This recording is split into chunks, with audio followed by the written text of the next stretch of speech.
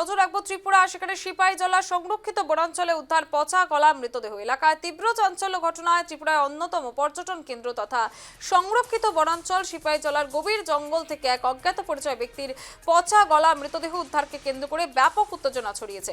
অভয়ারণ্য লাগোয়া গভীর জঙ্গলের ভিতরে মৃতদেহটি পড়ে থাকতে দেখেন বনকর্মীরা এবং সেখানে বনাঞ্চলের বেশ গভীরে দুর্গন্ধ ছড়িয়ে পড়লে বিষয়টি বনকর্মীদের নজরে আসে। খোঁজাখুঁজির পর দেখা যায় এক ব্যক্তির পচা গলা দেহ ঝোপের আড়ালে পড়ে রয়েছে এবং খবর দেওয়া হয় বিশালগড় থানায়। পুলিশ দ্রুত ঘটনাস্থলে পৌঁছিয়ে দেহটি উদ্ধার করে ময়না তদন্তের জন্য পাঠায়।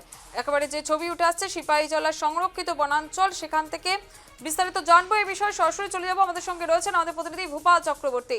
ভূপাল, ঠিক কি ঘটনা ঘটেছে, কোথা থেকে এই মৃতদেহ এসে পৌঁছালো, কি জানা যাচ্ছে? দেখো, প্রত্যক্ষদর্শী বা বনকর্মী যারা রয়েছেন তাদের বক্তব্য হচ্ছে তারা রুটিন টহল দিচ্ছিলেন এই বিস্তৃত সিপাহীজলা অভয়ারণ্যে এবং সেটা কার্যত কিন্তু প্রোটেক্টেড এরিয়া, সেখানে মানুষের যাতায়াত কিন্তু সেভাবে নেই। মূলত বন্যপ্রাণীরাই সেখানে চলাচল করে আর সেখানে বনকর্মী যারা রয়েছে তারা একটা নির্দিষ্ট সময়ে সেখানে পেট্রোলিংয়ে বের হয়।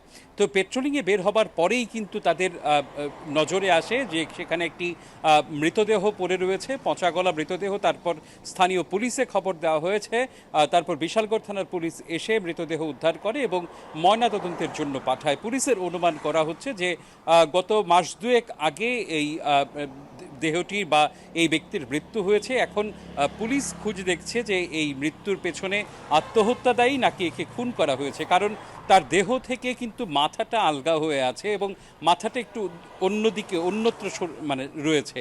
তো স্বাভাবিক কারণেই দেহ থেকে মাথা আলগা করা হয়েছে নাকি পচা গলা পচে যাওয়ার পরে সেখানে বন্যপ্রাণীও কিন্তু রয়েছে, তারা সেটাকে এইরকম করেছে তা নিয়ে কিন্তু দ্বন্দ্বে রয়েছে পুলিশ। সার্বিক তদন্ত বেরিয়ে আসবে আসল রহস্য কী। তবে এখনও পর্যন্ত মৃতদেহটি শনাক্ত করা হয়নি। তোমাকে বলে রাখি, গত কয়েক মাস ধরে কিন্তু মূলত বিশালগড় এলাকাতে আইনশৃঙ্খলা অবনতির বেশ কিছু বিষয় সামনে উঠে এসেছে। সেখানে বহু ক্ষেত্রে অনেককে খুনের হুমকি ইত্যাদি দেওয়াও হয়েছে। এখন এই মৃত্যুকাণ্ডের পেছনে বা মৃত্যুকাণ্ডের সঙ্গে ওইরকম কোনো ঘটনা জড়িত রয়েছে কিনা সেটাও খতিয়ে দেখছে পুলিশ। তবে এই ঘটনায় প্রশ্ন উঠছে যে অভয়ারণ্য, যেখানে মূল সড়ক থেকে প্রায় 1.5-2 কিলোমিটার দূরে এই ডেড বডি পাওয়া গেছে, সেখানে এই মৃত ব্যক্তি গেল কিভাবে, মৃতদেহটি গেল কিভাবে?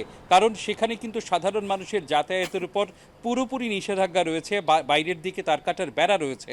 তো স্বাভাবিক কারণেই প্রশ্ন উঠছে সেখানে দেহ গেল কিভাবে। যদি আত্মহত্যা হয় তবে সেটাও গেল কিভাবে, যদি খুন করা হয় সেখানে কিভাবে খুন করা হলো তা নিয়ে কিন্তু প্রশ্ন উঠছে।